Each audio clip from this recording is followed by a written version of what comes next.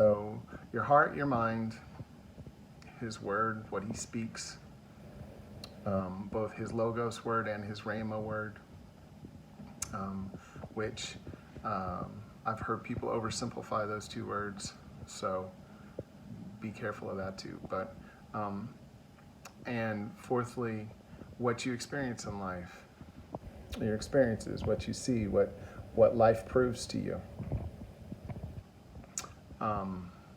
So you have those four things to give you, So when your feelings don't line up with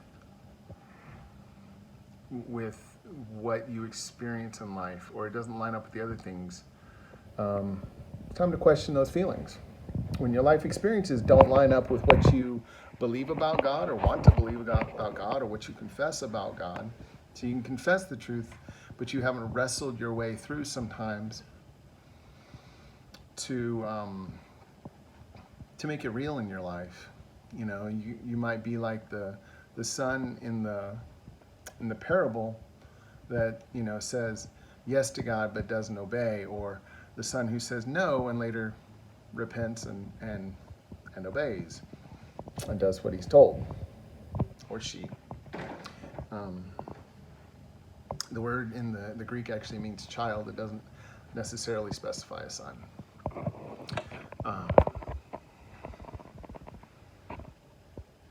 So be careful of your feelings, but don't ignore them, and don't neither discount them.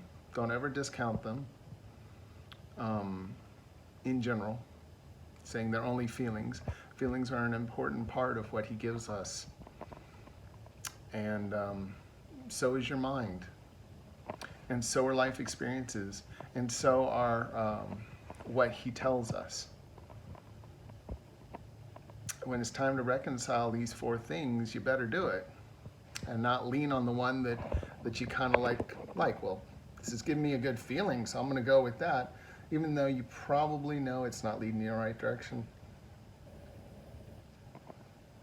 Anyway, this is going off on a lot of different things, and all of life is connected, so it can be difficult to speak for any length of time at all about one thing and stay tightly on subject. But where I started with this, and you can kind of just take it wherever it needs to go. But and I don't think this guy meant any harm in making me feel the way I felt, or the temptation to feel the way that I might have felt. I don't think he meant harm.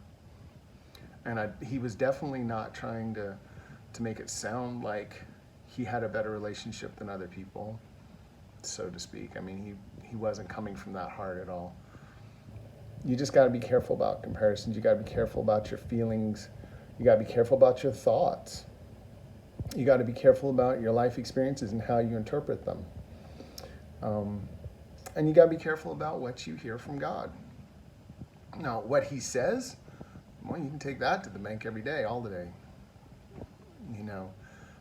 But what you thought you heard from God is a different story, and you should be very careful with that. Just hold on to this. He says you're valuable, believe it.